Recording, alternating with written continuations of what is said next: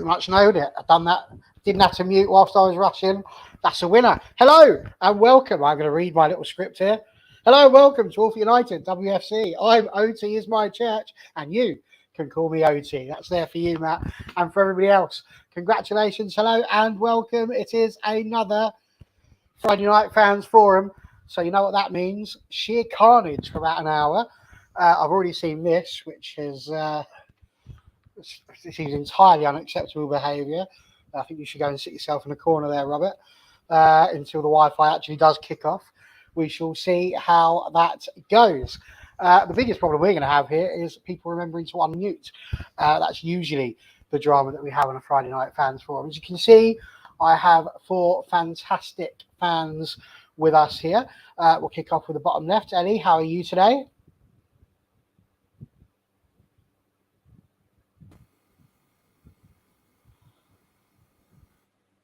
Told you, mute him. Always the problem. There you go, Ellie. I've unmuted you. How you doing? Hi, I'm good. Yeah, I'm good. Thank you for having me back on. That's all right. There we go. Matt, how can you get on with unmuting? How are you doing? No, I've managed, pal. I'm not struggling today.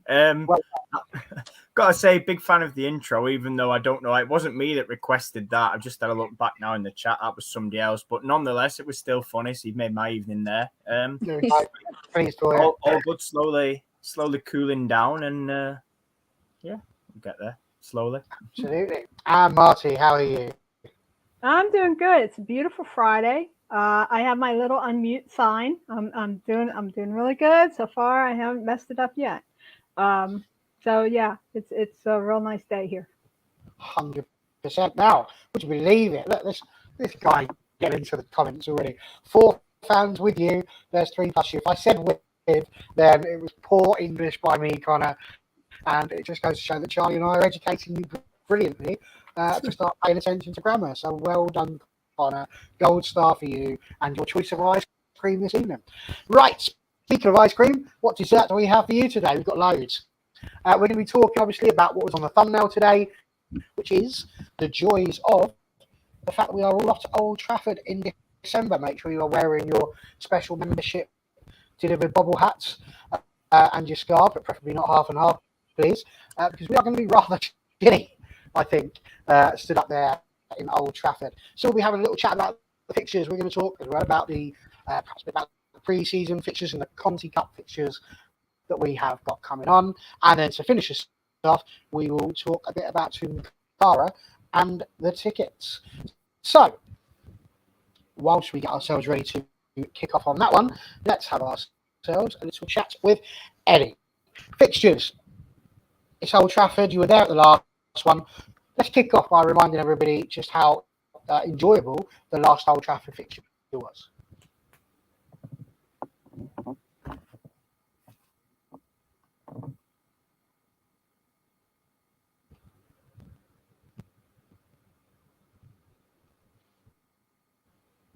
Oh, Eddie, where are you? Still muted. Oh, gone. Matt, you came to Old Trafford, didn't you? I did, yeah. I was behind the Stretford end. Perfect. Why don't you begin with that question then? How did you find it? Yeah, first 20 minutes was actually quite painful from what I remember. But after that, it got a little bit better after we collected ourselves from going 1-0 down. Got used to the atmosphere, got used to the size of the pitch, got used to everything else, the crowd. Yeah, really enjoyable day. I think we got there in terms of promotion and marketing, I think as well. I remember reading people were worried in terms of like, have we done enough? Are we doing enough? Will it be a success? How many will we get in? And I think from what I recall, it was 23,000. So it wasn't too bad. We always love beating Everton as well, I want to say a local rival, but they're not really because they're way down near the bottom. So I'm just going to say a local team. But yeah, I think it worked wonders. I think the following game against Brighton was well attended. It sort of slipped off after that. So I think the thing for me with this next game is, can we beat the attendance and can we keep fans sort of hooked and involved and coming back? Like you mentioned, it will be cold because it'll be December time, but I'm hoping that doesn't put too many people off because you know what it gets like with fans when it rains or when it's cold, they tend to not bother. But yeah, looking forward to it, see what it brings, and hopefully more goals than last time. Excellent. I've had a little bit of a play around with the microphone. I'm sure people will tell me whether or not it's still crackling. But whilst we're waiting, Ellie, you were at the Old Trafford match. I know you were really excited about it. How did you find the experience the last time we were at Old Trafford? Oh, it was amazing. The atmosphere was incredible. Even though I think they did say there was going to be more people there than expected. And I think there was only over 20,000 there. But honestly, I think it was the best experience ever because we love beating like a team like Everton. And we beat them like when we went 1-0 down. Oh, you should see me in them stands. I was so quiet. I was like, no, not Old Trafford, please, no. And then that was it. The Russo went in, Katie's out. Them two saved the day that day. But this new fixture now in December, I'm looking forward to it. I really am. But obviously, like that was just been mentioned, it's December, gets colder. It gets dark now at night earlier, and then that's why I'm worried about fans getting put off. I just hope that doesn't happen because we were a bigger crowd than last time. I want it like it was in the Euros. I want the exact same like it was in the Euros. That would be fantastic. That, and I'm just looking forward to all the new signings getting on the pitch at Old Trafford because they're looking forward to it. I seen Maya before putting it on Instagram. She's looking forward to it, so it'll be amazing for the experience for them as well. I think so. I think that should be a really good one. Again, people let me know if it hasn't quite gone right. I've done technical jobs, kick the gremlins. Let's see whether or not they have left or if they've come running back. But whilst we're doing that, Marty, your thoughts on the choice of Old Trafford as against Aston Villa this season? What do you think? I like the fact that we're going to have it at Old Trafford and that we're going to have more than one, symbolic game at Old Trafford. I do think that every other club has announced a bump up in season ticket holders. I can't imagine that Man United hasn't also benefited from that bump up. So I think that this is a good time. I like the fact that while I would really like to see a top three versus eventually, I like Aston Villa. Carla Ward is an excellent manager, and she will get the best out of who she's got. She's got some really good signings this season, and I'm interested to see what she can do with them. Okay, I'm also interested to see whether how Mark does. He's had 2 transfer seasons. He's had a whole summer, and from my point, he doesn't have any. He doesn't have any more rope. Okay, to lead out on. He really needs to put up or shut up, in my opinion. And maybe, I'm coming from seeing him in the NWSL, and I just look at it is he has his system, and his system could be the Bolshoi ballet. I don't care if he can't defend in the 80 from the 75th to the end of the match, okay, to make sure nobody draws us. That's, to me, that's a telltale sign of maybe he's not the best person for us. Because we got quality players, and I love our players. Our players did great in the Euros, and I didn't hear this anywhere on Twitter, but do you realize that our 3 English team players were the 100% of our club, whereas every other club that made up the England team was always a percentage of the total. It wasn't all of them used. All of ours were used. Ona was on. Jackie was on. Everybody was on who was a Manchester United player for all the other teams. Boa Risa still got into the game on all the games that I saw. Maria Todesera was still in there. Okay, so in my respect, we have quality players, and they should be on the biggest stage that we could provide for them. So yeah, I'm all for Old Trafford. Fair play. I have no idea how you managed to swing that around to that particular viewpoint, Marty, but fair play to you for your creativity. Good effort. But again, those of you just tuning in, we are talking about Old Trafford as the choice of venue for the game against Manchester United against Aston Villa. And, I think it's interesting because we've had, obviously, Everton last year. We had the 3-1 win. This year we're going for Aston Villa. Matt, what's your thoughts? Do you think it's the right decision to choose Aston Villa? There's 12 games or 11 games to choose from this season. Do you think it's the right choice? It's difficult, isn't it? Because obviously people are sort of basing it on the World Cup, which makes sense. We were obviously talking backstage about could it be bigger games? I think somebody mentioned Chelsea, Liverpool, I think, which is January time. I think it becomes difficult if there's any home games in that period. I mean, without checking the men's fixtures and jumping ahead, I don't think the club would allow back-to-back, so i.e. men at home Saturday or Sunday. Now, if there's away fixtures, then we're talking something completely different. I think, we should, look to get a bigger game. Villa's a start. I think Ellie mentioned it backstage about getting the win. They want to rack up the goals, which we should be doing against Villa, get an impressive performance. That said, do you go for the performance and the goals, or do you go for the entertainment against the likes of, a Chelsea or a Liverpool? So I'm not going to complain too much because I'm pleased one's at Old Trafford. I'm hoping come the end of the season when we are at home to Man City that one is also put at Old Trafford, the last home game. That would be great. And perhaps maybe after that, finish the season away at Anfield. But I think getting games at Old Trafford is the main thing, I think, for me, and then focus on opposition after that. That's not to say the opposition isn't important, but I just think let's grow it and get people invested. They've seen a good performance against Everton. We'll up the performance against Villa, and then hopefully we'll up the opposition level come the second time around. Absolutely. And Ellie, as we've mentioned, you've been to both matches. To that match, we know you're going to come to this match as well. Do you think it's the right decision? Do you think that was a good choice? I mean, we've scored, I think it's 12 goals against Aston Villa, and none have been conceded against us. So you could argue it's got the potential to be an entertaining game.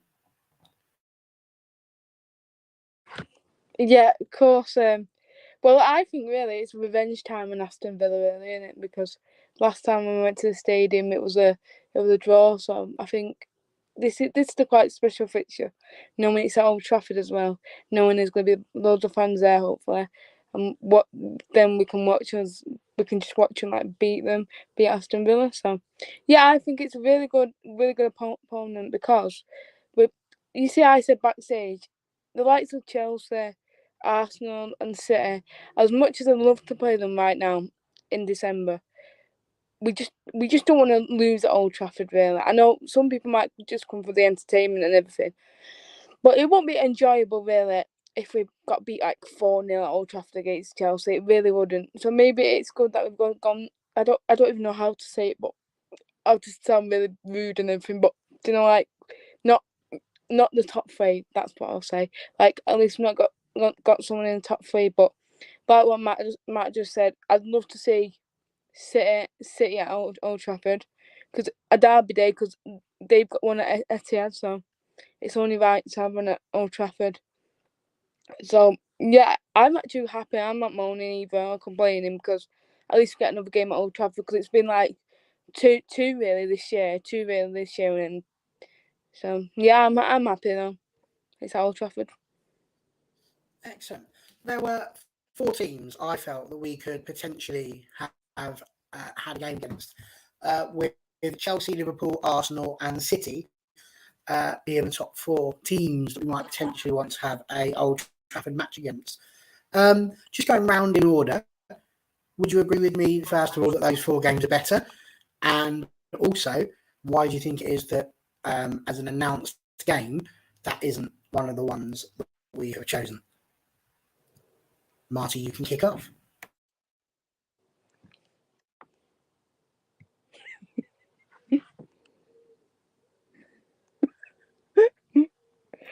No clue. Still no clue. Make me third so I get more information. Do you want me to go next then? I think you'll have to. Because I have no clue. No, that's fine. You're asking about attending matches, right? Okay. I live in the U.S. I think for me, I'd agree in terms of those teams you put out there, Barry. I think, obviously the top teams in the league, you want to play them in front of the biggest crowd possible. But it's sort of like I was saying before, he's gone.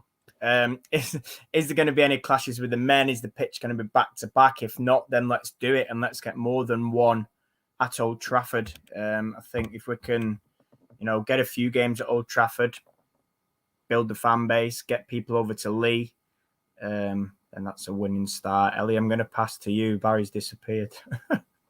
I think you're muted. Try and unmute. Yeah, I'd agree with Barry, to be honest.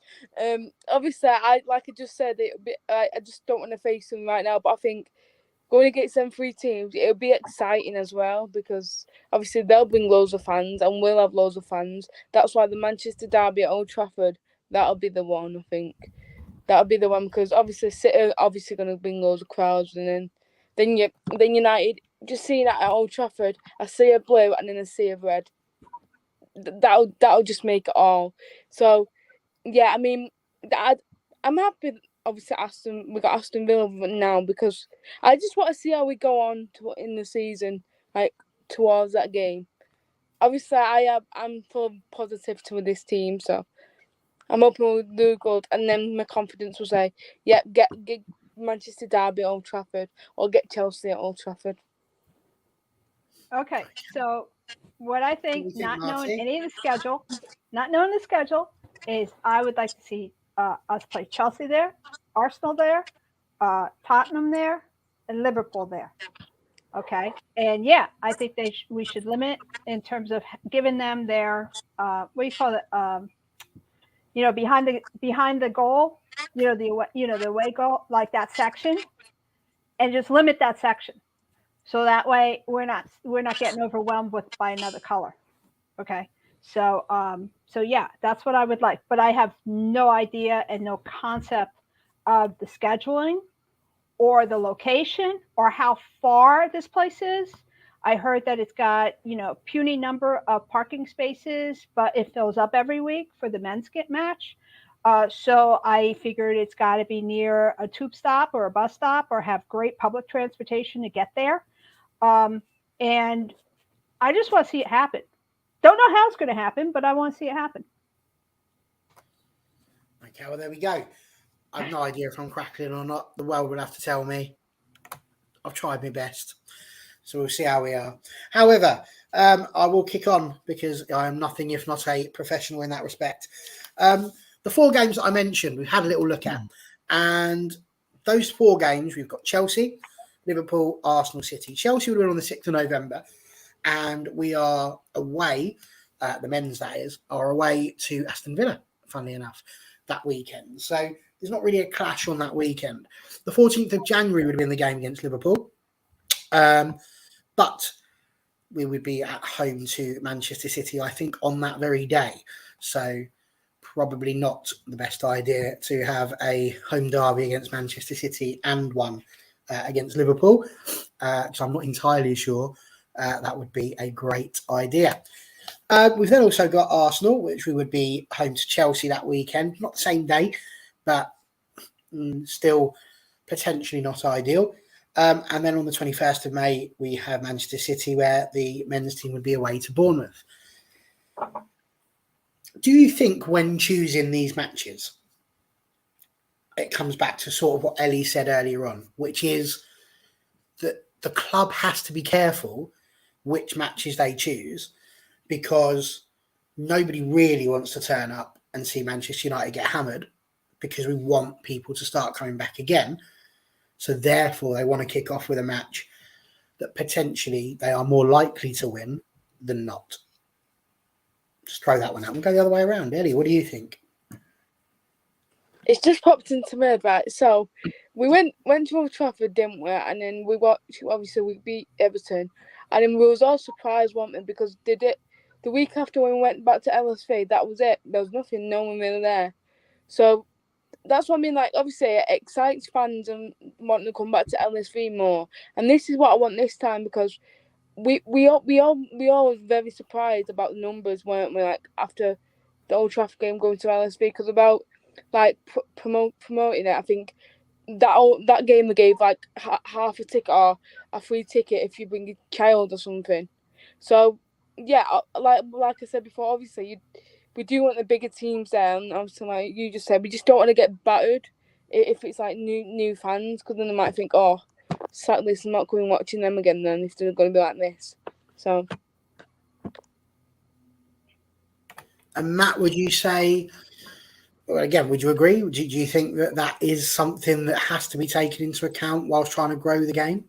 I do 100%. I do agree, but I'm going to throw a spanner in the works. Could a big crowd on our side and a bigger pitch help? Because, like Marty said before, we've got a good squad. We believe in the squad. It's improved since last year.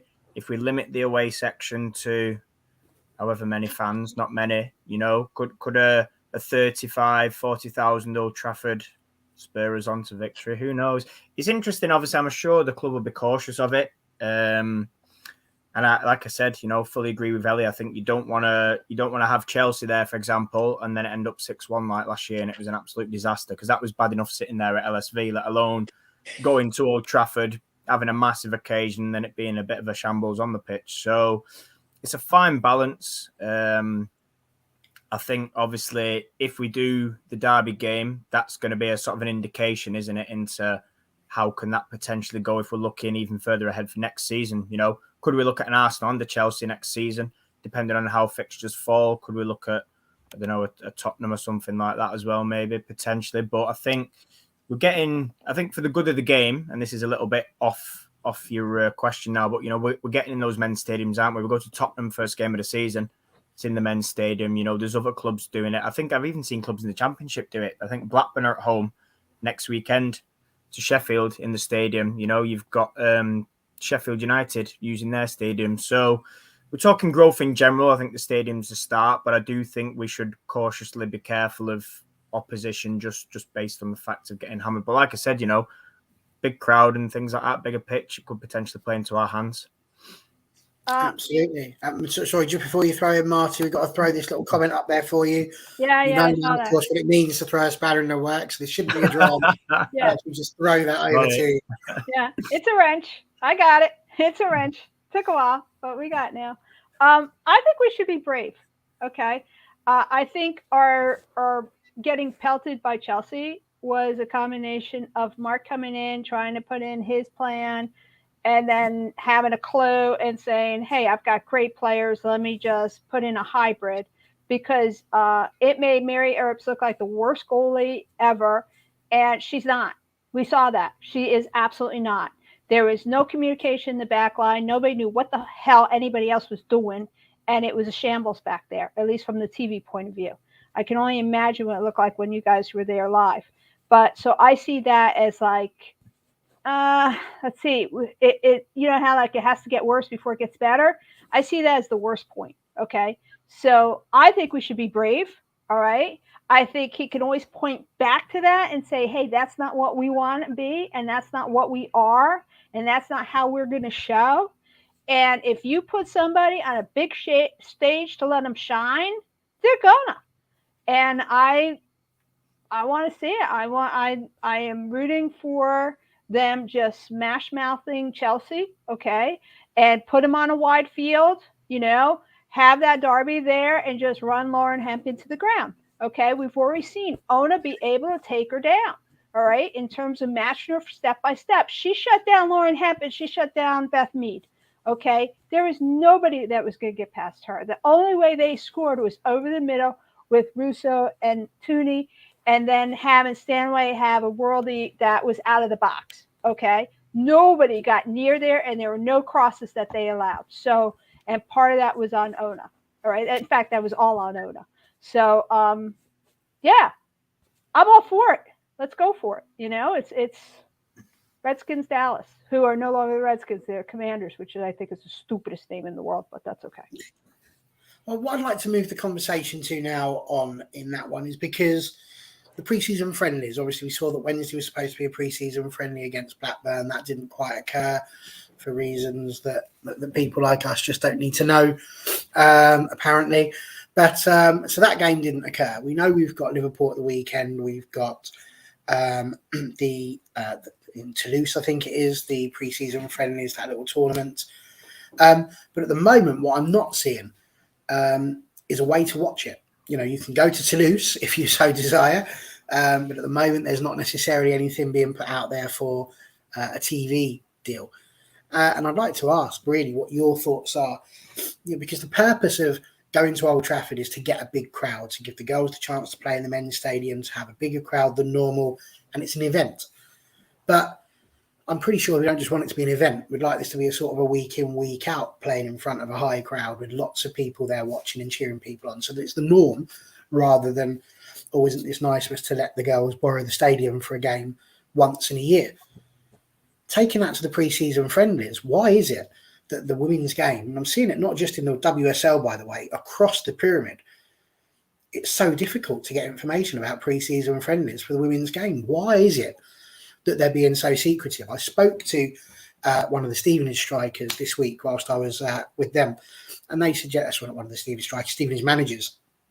And of course, there's a little bit there about trialists and not wanting to give too much away based on the contracts that people are on. And that makes complete sense. What doesn't make sense to me is not showing pre-season friendlies immediately after a record-breaking Euros. I just wondered what your thoughts were on that one. So, Ellie, we'll go to you first. I think I don't know how to say it, but I think it's not fair. It's not fair because obviously the behind closed doors, we can't go to Coventry and watch this Liverpool match behind closed doors. And it's just not fair how it's not on TV for us. I think I'd be more annoyed if the one that's in the Toulouse is on TV, but apparently it isn't it. So it's just not fair on us all. Because obviously you just said about bigger crowds coming in after Euros. That's not really growing it more and more, is it? Like, I'd either have wanted us to at least been able to go not Old Trafford, Camington and watch them, or at least watch it. But we can't even watch it on MUTV or nothing. I was flicking through MUTV yesterday. It wasn't even on there. I was like, great, can't even watch it. And it's not like we've not got really that many people online that can give us updates, have we? So I think it's a really hard thing. And you know that there might be somebody from the club who will update with what's going on, but it's not the same thing. And I think Sporty has basically said what I was thinking in a much more concise way. It feels like a massive own goal, doesn't it, Matt? We've just had Euro 22, which England have won, by the way. It's not like it was won by, out of Mongolia or something like that. It's happened right here on our back door. And then it's like we're just meant to forget that women's football exists for a month until it comes back again. That just seems crazy, doesn't it? Oh, Barry, this is something I've been, I'm going to say, fighting or complaining against since 2018 when we first formed. So a little bit of a story there.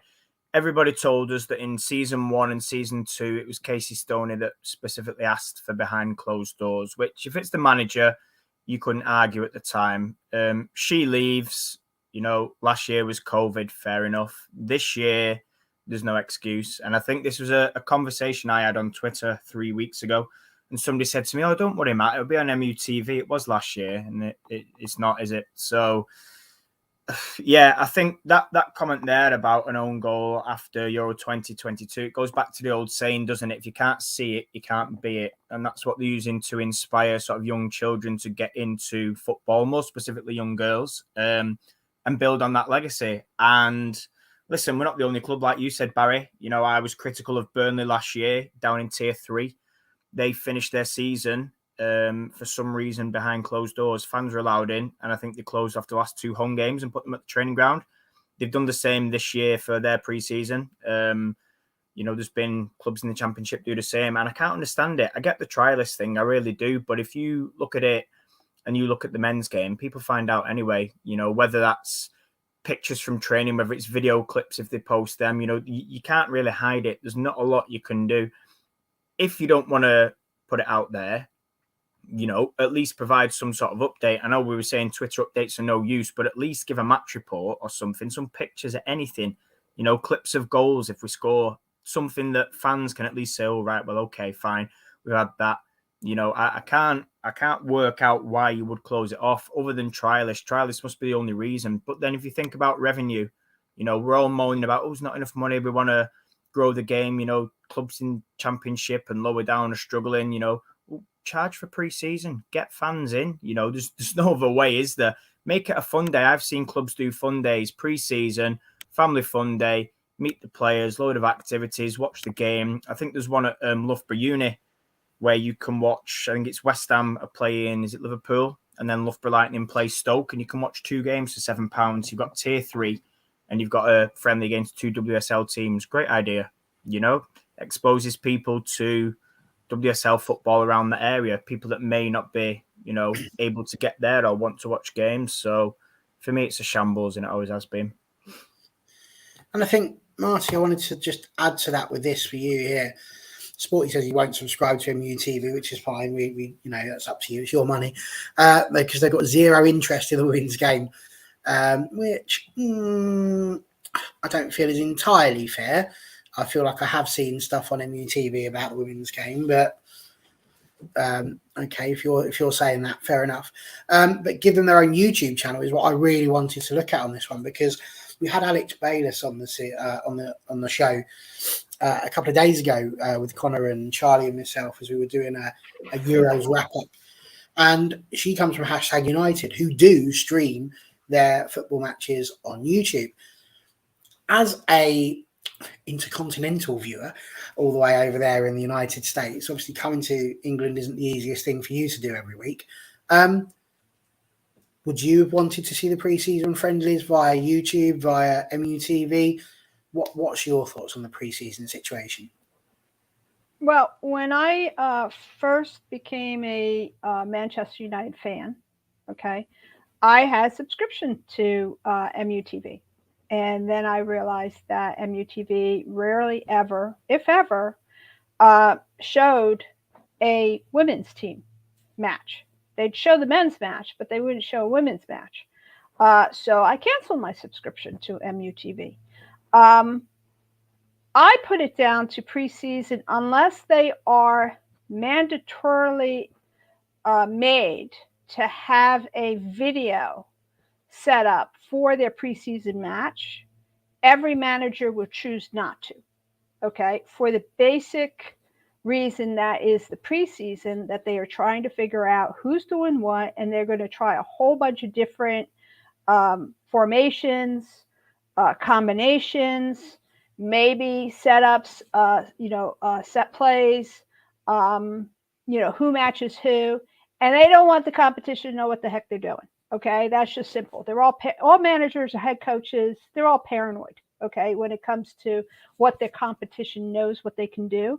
So unless they are forced to film it they will film it for themselves to look back at it. I guarantee it that it exists, but they just won't allow it to be shown unless they're made to. Now, some leagues, at least in the U.S., football, NFL, MLB, Major League Baseball, MLB, even NHL. Okay, they have a contract because they have a television contract. They have to include preseason matches, preseason games. Okay, and so therefore they are televised locally, and you can always see them. So I don't put it down to that they don't want it. I mean, they'll allow you to come, so you have to make the effort to go get there. You have to buy a ticket, okay? But unless they're forced to do this, unless Sky Sports or BBC, whoever has the television contract, the broadcasting rights contract with, FAWSL, Barclays, and it doesn't make them do it, they're not going to show it. They're just, I don't see them doing but that's what I mean. It gets them nothing. It gets them absolutely nothing. Happened at Coventry. I'm sorry, say Ellie? What are you saying, Ellie? Go on.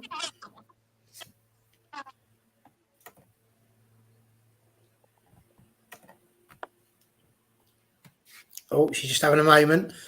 While she's having that moment and just sorting herself out, let me just point out what John said here.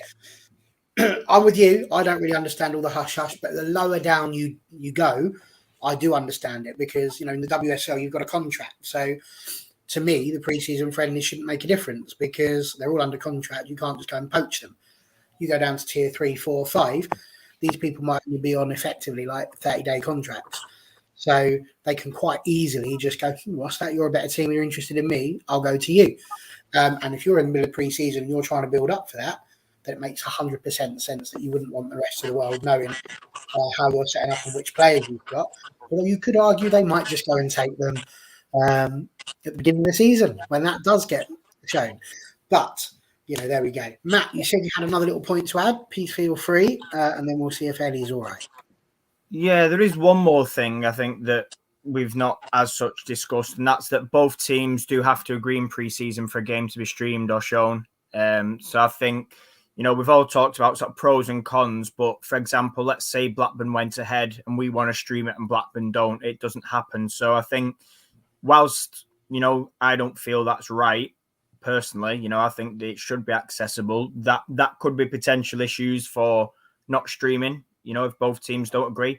Like Marty said, though, the way around that is some sort of, broadcasting deal, whether that's included within, the money that they get from the WSL. And they say, right, well, as part of this, you have to show your preseason games. If you are playing WSL and championship sides in preseason, then fine. But I think that was important to mention, obviously, for, viewers and anybody else, that it does have to be agreed by both teams and, both sets of managers and players, etc.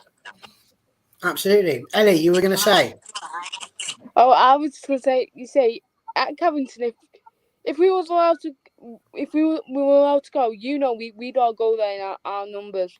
So that's what just annoys me. Like, Coventry, not down the road, but, it's kind of easy to get to. So I would have loved, like, them pre-season matches to not be behind closed doors, because then we could go and see them. Like, new fans could go and see them. Or even have just like open training day or something. That's what I would have loved to have seen. You're not a million miles wrong there, Ellie. It is down the road. It's a very long road for some of us. It goes northwards, but it does take a long time to get up there. But absolutely, I think you're right. And Stu's put in a good point here about hashtag the big games are sometimes free to where you do have to subscribe. But I've got to be honest, I think the whole the whole television in football model could be improved. I'd much rather go for like the old NFL Game Pass and just buy one that means I'm going to get to see every Manchester United men's match all season, than have to muck about getting Sky Sports, BT Sports, possibly DAZN now, all these other things that you have to have, just in the hope you might catch 3 or 4 more games. Marty, I know you had another little point wanting to add on before we move on. It doesn't occur to me that you're going to poach players. That's not why I would close doors. If I was the manager, I would close doors. It totally has to do with scouting. I would go there for anecdotal data. Who are their new players? What are their tendencies? Do they like the right foot, their left foot? Are they one touch, two touch? In this, if they're in the box, how do they move? If they're out of the box, how do they move? What are their tendencies? I mean, the whole reason that Germany scored that second goal against Zinsberger is because Pop basically watched Zinsberger's tendencies and knew she always favored one side to the other. And so as soon as she went to go do something, Pop ran into that side. Okay, I'm very tactical and I'm very analytical. So to me, I'd just be sitting there scouting them. I'd be scouting all the new players. I'd be scouting all the new positions. I'd be scouting, well, what's Mark doing with them? How's he having them playing? Oh, he's got Hars as fullback. No, they're center back. Okay, he's switching them. So maybe that'll happen later on. I mean, it would just be a cornucopia of information as far as I would be concerned. So. Fair point. And whilst we're on the subject of fixtures that don't generally tend to get shown on the TV unless they're massive, let's move on to the Conti Cup, shall we? Another one where I found it really tricky to find on the telly, which is annoying for me because midweek is the harder ones for me to leave work and get to. We have been drawn, in case you're unaware. It was done live on TalkSport 2. I listened to it in my kitchen and wrote them down because who needs Twitter? And we have got Aston Villa, Sheffield United, Everton, and of course Durham, because we can't seem to get away from the mighty Durham. So we have there 4 teams plus us, which makes obviously 5. The other groups really don't matter to us. Suffice it to say that Manchester City cannot and will not be added to our group So looking at those teams, we've got Aston Villa and Everton, who finished 9th and 10th in the WSL respectively. And then you've got Durham and Sheffield United, who finished 6th and 7th in the Women's Championship. So then I thought, let's get ourselves a little bit of information about it. And as I mentioned to you earlier, Aston Villa, we've not lost to Aston Villa. We played them 4 times, won 3, drew 1, 0-0. You'll remember it if you're a fan of the channel, because that was the one where we took Russo off and put a midfielder on, and nobody understands why. It's also the one, sadly, where Martha Thomas just missed that one on the far post, which could have been all important to us. But we beat them 3 other times, 5-0, 5-0, 2-0. So that was pretty good. We've had, I think, some pretty good results against them all. Sheffield United, we've won 4-0 and 3-0, the 2 times we played them. Everton, 3-1, 2-0 and 1-1. So unbeaten against them as well. Do you know the only team out of that one that we have any dodgy record against is Durham? Because we've never actually beaten them outside of a penalty shootout. We drew 0-0 and 2-2, and then we ended up winning 5-3 on the penalty shootout in that one. And we lost 3-1 in 2018, the same time we had that 0-0. So it should be one that we're topping, providing Durham don't go off and beat the other 3 teams and then cause us some sort of dramas at the end. But what's your thoughts on it? What's your thoughts on the Conti Cup in general? And, do you think it's got a place, really, in our hearts, considering what we're aiming for this year? And we'll go the other way around. Marty, you can kick off. Okay, I see that the Conti Cup is something that the players who don't normally or aren't starters in the WSL matches are starters or play a significant number of minutes in the Conti Cup. And sometimes I think that's been our demise. Maybe it's because they're not sure. Mark didn't get a sense of when to do the subbing. Okay. Or we were leading and then he made subs and they couldn't hold the lead, and then it got tied up again, which has happened. I would like to see us focus on a Conti Cup in terms of, not playing everybody all the time, every time, but to make it more important, to make it one of the goals to excel in. Okay, because I always feel like it's the it's just the poor ugly puppy, and I don't like that. I think it should be treated better. I think it should have a bit more forethought. It sort of seems like it's a party to go to after you went to the real party, and I don't like that at all, because I'm sorry, but I think we would be very excited if we got any hardware. So I don't see us winning the league title this year, and I don't see us winning the league title. We still have to just get into the top 3 and consistently be able to compete well against the top 3. And it could be top 4, looking at Tottenham. So I would like us to look at the Conti Cup for being a viable test for our team and for us to sort of flex a bit. So we're used to flexing. Okay, in fairness, Matt, we did take it quite seriously, I felt, last year. Made it to semi-finals. It was quite a good effort, all told. But Marty is right. It is, of all of the trophies, the expected, perhaps, of the available trophies that there are to win. But she's right, isn't she? Winning the Conti Cup would be significant progress for a team like us, wouldn't it? Yeah, and I think, again, as mentioned, it's probably the one that is the most achievable out the lot in terms of, obviously, league and FA Cup. I think, like you said, went on a good run last year, semi-final.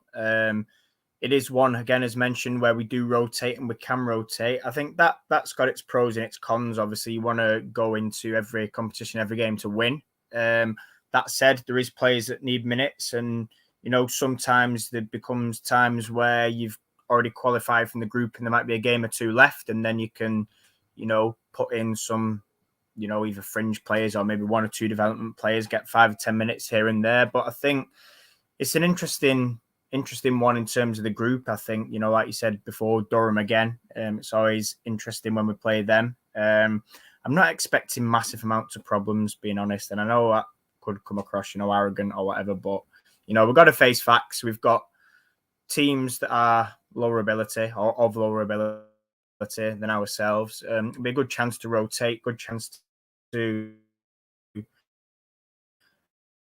have a look at, the squad in general. I'm not going to go too much into broadcasting because I'll be here for another half an hour, but I do agree where possible that we should be looking to show it again. And it comes down to the old argument, doesn't it, of do we stream it, do we not, how do we go about it, etc. But I do think, again, something Marty touched on, it does seem to be a little bit like, not considered in high sort of esteem by many clubs. It is that one that's kind of, we're in the Conti Cup. It's seen more of an inconvenience to some clubs, and they just enter it, have a bit of a run, get a bit of money from the gate receipts and kind of quietly exit it. But I think, out of all competitions, that's the one for me that we should be looking to go for, looking to make a final this year. I think the pressure's on for players and staff really to sort of up our game in that respect in the competition and see what it brings, really. Absolutely. And Ellie, do you not think this gives, when we get to the Conti Cup, it's a really good chance, isn't it, for players that aren't necessarily playing week in, week out? And also, it's a good chance, like Matt says, for the development, if we need them to come through and give them a chance against tougher competition.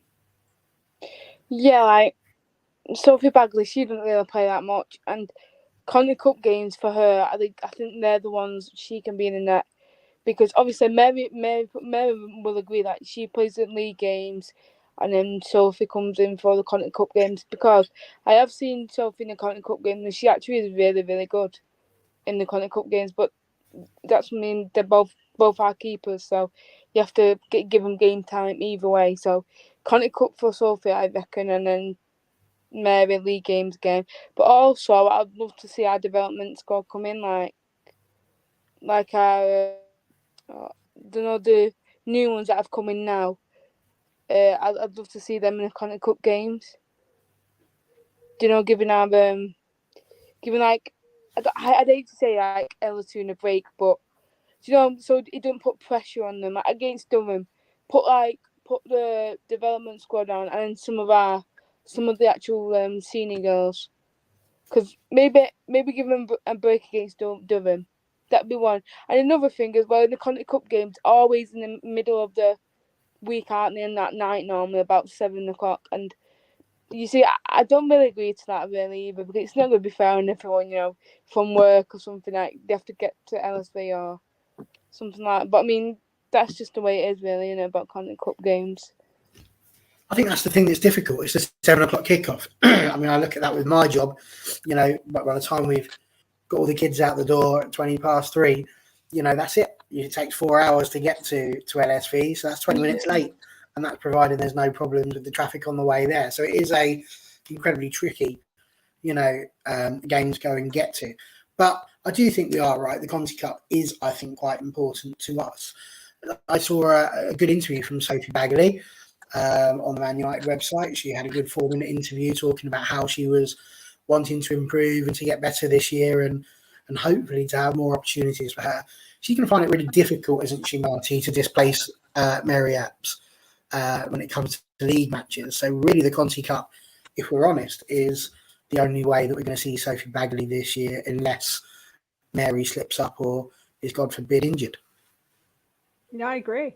I think Mary has cemented, the number one position at Man United, and even for, the England national team. And I miss Rambo. Okay, honestly, I think Sophia Bagley is excellent, and I think that she would be the starter for a Conti Cup, and that's very fair. Because it makes no sense to have a goalie half and half. I've seen the U.S. national team do that, and the only reason they do that is just to cap the other one and to get them some minutes. And at the time, the who we were playing was I'm not exactly sure they even got any work, frankly. So yeah, I think the goalkeeper is not in question. I absolutely agree that it shouldn't be Mary in there. But I do think that I'd like to see some forethought into who he puts in there and how he expects them to play. So that way, the way they expect them to play can either you translate the type of play from the WSL to the Conti Cup, or from the Conti Cup to the WSL. Because how you start the season in terms of your play and how you play isn't necessarily how you end the season, because you have smart people who are managers, and you have smart people who are their scouts. And if they play the exact way that they start playing, and they don't change and they don't adjust and they don't adapt, other teams will adjust to them, and other teams will find a way around them if they're not able to adapt. And so that's I'd like to see a bit more of the adaptation, and maybe a little bit more creativity for who we play and how we play them, and to not just see the same. And so that's I want the Conti Cup to be more just have more importance. Okay. I agree. And just quickly, Matt, as well, this thing from John Neville here, seeing wholesale changes for Conti Cup games with the size of the squad now. This is something we need to get over in a way, isn't it? Because if we're going to stick our second lot out, sorry, just have to mute you there. If we put our second lot out, we shouldn't be scared of having that if we've got the strength in depth that you feel like you should have if you're going to challenge for top three. Should we? No, I think we should go in it, if we do change the squad, I think we should go in it pretty confident that, the depth is now a lot better than it has been. I think now with the confirmed sign of Tunkara, I think that takes us to 25 players, if you can call that as part of the first team. That's without any of the kids. So I think for me, we should maybe rotate where possible. If people are desperate for minutes, then let's do it. But I think, I think Stu says it there. Take it seriously. I think 100%. And that's not to say, change the whole 11. I don't think we need to do that. But something Ellie said before about, do we rest Tooney? Do we rest Russo? For me, yeah, because if we're going far in these competitions and we're looking to go far, you saw it last season. Her and Russo pretty much carried the team at one point, and it's like, do we then risk burnout and injuries?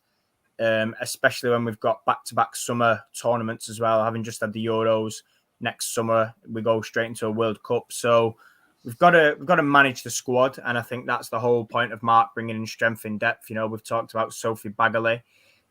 We've got so many midfielders now, literally, central and wide, that we can afford to rotate there. Martha Thomas can now, with that, go back up front as opposed to on the right. There's options there as well now up top. Her, Rachel Williams obviously come in, Russo, people like that. So strength and depth is there. And I do think that whatever squad we put out in that group stage, we should be confident in winning the games, whether it's, 4 changes or whether it's 7 changes. I think we've got the right personnel now, which is a lot sort of pleasing than last year. Absolutely. Can I just ask a question? Can I just say something? So basically, I've been wondering in my head where we fit like Grace Clinton in and Maya, but then I've just thought they could be the ones that go into the Conti Cup games because of the youngsters, so they could have a really good shot in the Conti Cup games. I think Maya will start, being honest, but yeah, I agree with Clinton. Yep, I think you might be right. The Conti Cup is there, and again, that's just another reason why we need more fixtures for the women's games, so these people do have more opportunities to play.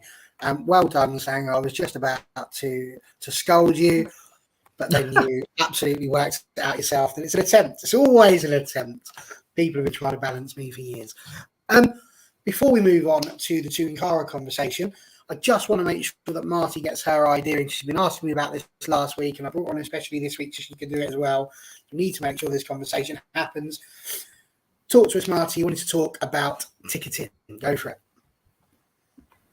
Okay, so the whole concept of people complaining about having to have a membership in every club, including their own, in order to buy away tickets. Now, Manchester United fans are famous for going to away games and organize it in a very considered manner.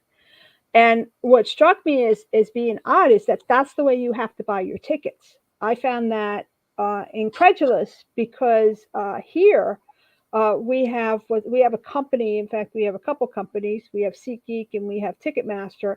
That what they do is they're in partnership with the leagues. And I don't think this flies for you because I appreciate the fact that the pricing of your tickets is so reasonable. Okay. But I do like the idea that if you had a site, which isn't really hard to set up, by the way, because I'm a website administrator, so I know that for a fact.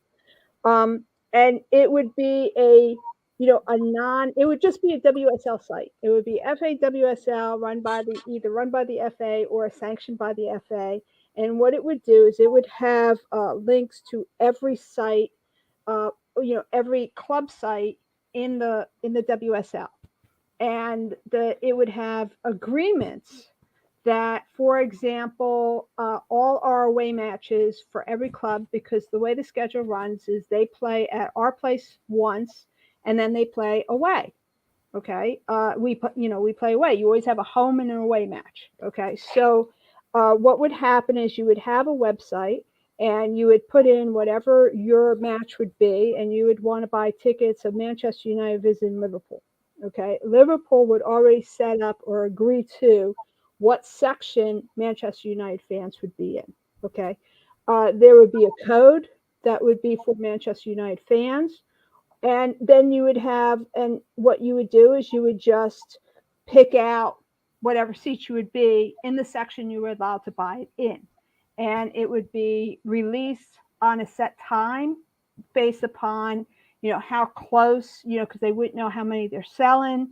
It would be allowed for the section to be open. And then if you didn't sell, like portions of the section would be open as it got closer and closer, depending upon, because then they could release it back to home fans if it didn't get sold for within a certain amount of time. Okay. The pricing would be along the same lines. Each team would pitch in on just the license for the site, the SSL license, which is the security license, and the app. Okay, which would be, it's basically a plug-in to buy the tickets. Okay, and it would be fairly readily, easily to set up for specifically the away, the clubs wanting to buy away tickets. And it's, you pick, you choose, you have a shopping cart, you process it, and it's done. And so that's my idea, is because I find it ridiculous that you got to sign up for all these things. Okay. Well, it's an interesting point that you raised, and it's come at a very timely time, actually. If we'd have done this conversation last week whilst I was stuck on the M6, wouldn't have been quite as good. But in the last 24 hours, we've been in a situation where the tickets have been released for the Manchester United home game at Old Trafford. We've had the away tickets released for Spurs away, and the West Ham tickets for West Ham away. Now, obviously, I'm a season ticket holder for the women, so there was no major dramas there, but you do have to apply for your ticket at Old Trafford. 2 of those 3 games, I was able to get the tickets from the Manchester United website, because we managed to sort out an away allocation with Spurs and an away end, and it went directly to Manchester United. They sell the tickets. Easy done. I've got my membership with Manchester United. Simple, job done, which I think is basically what you're describing. However, West Ham didn't sort out an away allocation for Manchester United. So instead, what I now need to do, or already have done, is to sign up as a West Ham United member to get the tickets. And, thankfully I remembered what my password was for West Ham, because I've only been on it once last year, and now it's once again this year, and book the ticket. But again, you have to pretend you're a member. So I'm going to ask the 2 ticket buying fans down here in Matt and Ellie. You've heard Marty's suggestion. You've heard the predicament that all Manchester United fans are in. How would you see ticketing happening best? We'll kick off with Matt and then Eddie. Yeah, I mean, it's been like this I first went to games in 2014, and it's been like that, well, since then, probably before, to be fair, but since I can remember going anyway. And it is a nightmare. Like, I think it was Vincent said further up, he's always turned up on the day and bought a ticket, which sort of way back when you could, before, I'm thinking, the 2019 World Cup that pushed the game further. Before it got more popular, you could literally do that. You could turn up to games on the day, go to the ticket office or the little trailer and buy a ticket. And it cuts out all the need to, go online. Now, obviously, with the popularity and the increase, you do have to go online, which is fair enough. However, going to an away club to purchase your home tickets is just ridiculous. Like, the thing is as well, it's a minefield. Like, obviously, if you're, looking on that website, I'm thinking of, I'm trying to think Birmingham, for example, trying to buy in St Andrews was a nightmare because we bought our tickets. We were told we bought them in the wrong end. Then they moved us on the day, and it was just an absolute PR disaster as far as Birmingham are concerned. And I think we've got to make this, the norm. Stu saying there, overcomplicating things, I think spot on. All it requires is a bit of communication and organisation. It's taken Tottenham long enough to confirm 2 blocks, without sounding funny. How hard can it be? Here's your 2 blocks. Here's your allocation of tickets. There you go. Put them on your website. If they really need to put them on their own and we have to go to Spurs to buy the away tickets, at least we've got an away end, but there needs to be some sort of balance. Are we having away ends and Man United sort it, which makes more sense because we are travelling as Man United fans, or are we having a block where, I don't know, they give us an access code or something and we can sit in the away end, but you have to purchase it through Spurs, for example. I don't know, but it does need looking at because, like I say, I said 2014, which is nearly 10 years on from this happening, and we've still not moved with the time. So I think an overall shake-up of that, bit of communication shouldn't be too difficult, should it? It works in the men's games. It works in other sports, Why can't we do it for women's football? Absolutely. And Eddie, just as we throw it to you, you're talking there about how hard can it be. I suppose the one problem they've got is, I suppose, the organisation, the logistics of it. The fact that if you're going to have an away stand, they've got to open that stand. That stand's got to be stewarded. It's potentially got to have refreshments and, there's got to be a ticket operator. All of those things might necessarily need to be there. But equally, as you said, it doesn't have to be a stand, does it? It could just be a block within a stand that's already opened. It's just them understanding that there are going to be people that want to watch these games that are coming from the away fans. And what we don't want, Eddie, is running away, basically, where you try and get yourself in as a whole group of people. You just want to stand together with your mates. And ultimately, it's like, where's Wally, trying to find a group of seats that you can actually sit in without upsetting the regular punters who just want to be able to see over my head, which really shouldn't be that hard. I would suggest if you can't see over my head whilst you're at a football match, you probably should have sat higher up in the stands, to be honest, because I am tiny. That's madness. What do you think, Kelly? Yeah, running away. I think that was the experience that I know about all these away ends and everything, because that was so bad for all of us because we all went in the stand together. We did, like, half of us. We were in the middle, I think, at one point, and half the game. Then we got told to move to sit down. Then we was like, no, we're not sitting down because we don't sit down. Then we got told, oh yeah, you have to go higher. Then we had to keep moving every time. That shouldn't be the case. But this is the same, like the Manchester Derby last year at City Academy. There was nothing about away tickets and everything. And then I got my ticket, and then that's it. I was put right in the middle of City fans.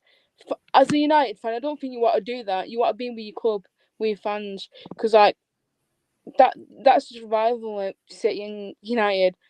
And then it's the same. It'll be the same with Liverpool. Liverpool, we need that away allocation, and we need it visible, because honestly, if a United fan does accidentally clicks like a different seat and it's right in the middle of Liverpool fans, you know how that's going to turn out. I know the women's game is amazing, more better, like, the fans, but you don't want to be sat in the middle of Liverpool fans. So, yeah. Absolutely. And Paul Connor, yes, absolutely. Getting up and down the steps isn't so easy for you anymore, is it? And whilst we're getting rinsed out, Sang's finally managed to throw in a little barb there. They can see over me, just sometimes like a flashbang or a Gondor calling Rohan. I've got to be honest, that's one of your best ones. And that's the beauty of having the mirror head that I do possess. Also, an interesting point here from Vincent.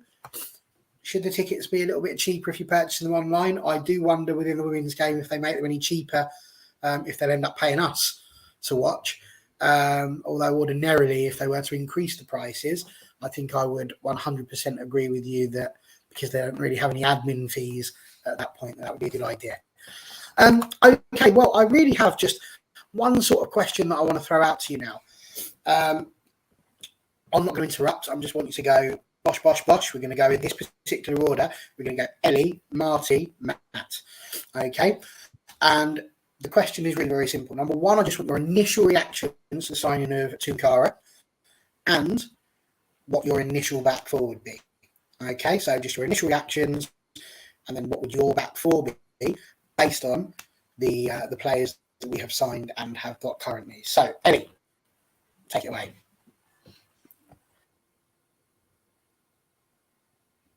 Season. I love Diane, but I think she's overtook her. No offense, but with her signing, she's gonna be a beast at the back with Millie and everyone.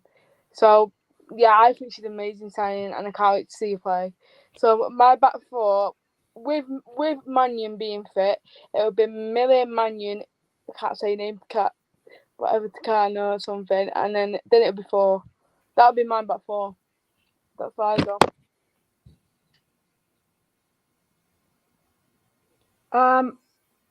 I think we got MLT, right? Maya. Okay. Maya is going to be center back.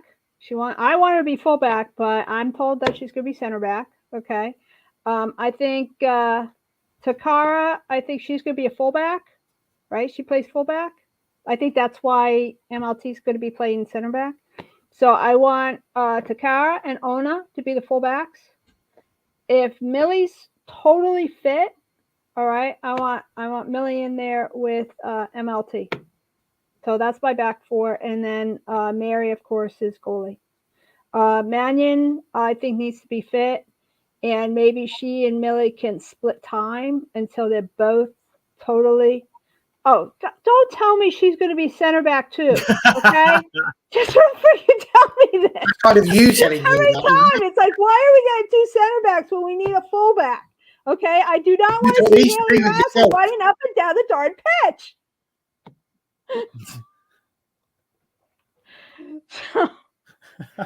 So I want Mannion back, and I want Millie back, and sort out the rest of them.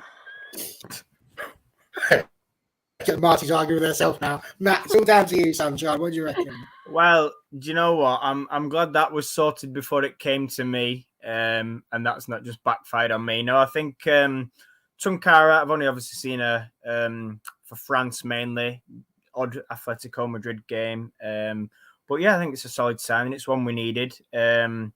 Centre back as well for me. just to smooth over any debates. I think obviously Mannion's not back yet. I think my centre half pairing would be Millie Turner and Tunkara. I'd have Ona at left back over Blundell and Mayer, let's say at right back, and go with that. I think that's as solid as we can get in terms of the back four. Obviously Mary in goal. I think I've just sent Marty a different way there. Absolutely thrown her, but just based on obviously, Tunkara is a centre back. That's correct. That's where she's always playing. And Mayer has been right back predominantly for Brighton. She has filled in centre back, but now I've got Tunkara. I don't think we need to play in centre I back. want Maya as fullback, but I was on a show a couple weeks ago, and then Connor's informing me, no, she's going to be playing center back. I think You're because like, why is she playing center back? It's like shooting the whole defense to hell. maybe that was pre-Tunkara. Maybe that was what people thought would happen, which potentially she has played there. She has played centre back. But I think she'd be a great fullback. I mean, I'm sorry, but if Hope Powell says she's a fullback, she's a freaking fullback as far as I'm concerned. So I do think by the end of that, fullback. Say again. I do think by the end of that, Connor managed to suggest that Maya might be left back Maya would be right back with on a left back and then the two centre backs. I wouldn't usually stick up for Connor, but I do think that was where he ended up going. I think he just said that he'd heard there were possibilities she might go into centre back. And let's be honest, there's also the possibilities that Zeman and Ad could drop back there. So don't be there for don't all go we know. there. The start of next season. So who knows? Guys, we're nearly at the end, but I do have one more question for you. It's a very simple one. It's a yes or no question. Here we go. It's been in the comments all day, so we have to throw it out there for you. The question is this: Manchester United third kit. Yes or no? Ellie, yes or no? Yeah. She likes it. Matt, yes or no? No. Ooh, it's 1-1. Marty. I don't prefer it, but if Ellie's gonna be wearing it, I get to see her on TV. So the reason I don't like it is because I really like the badge. Okay, I like the badge, and on that kit, all you get is a label. There we go. So I do like it. I do think your idea is good. But obviously, if everybody's wearing it, you won't know which one of us is Ellie. So I'll but if always she's the only be one Ellie. wearing it, it would work perfectly like a high vis for Ellie. We're all good. So that's like 2-2. Let's see what the rest of them say. Sang is a Chelsea fan, doesn't really count, but he doesn't like it. John's a Man United fan. He doesn't like it. Sang's gone so far as to say it's a fashion faux pas. And you might well be right. Who knows? All I know is that whoever buys that will need to have some very luminous shoes to go with that as well, I think. Because, I can't see myself putting that one off for sure. That will just have to stay on there. They could use it when they're jogging as a safety. Absolutely. Good for the night games. 100%. Everybody's under the... to Durham. Yes. Vincent, not a fan either. The last one that I saw said it was 50-50. Who knows? What's not 50-50 is that it's gone 10 past 8. We've had such a good conversation. The time has flown away with us. But we're going to have to go now. I think, there's only so long that we can do this. But I've had so many fan off because I thought that might be what's causing them the crackling. Doesn't necessarily think that's the case.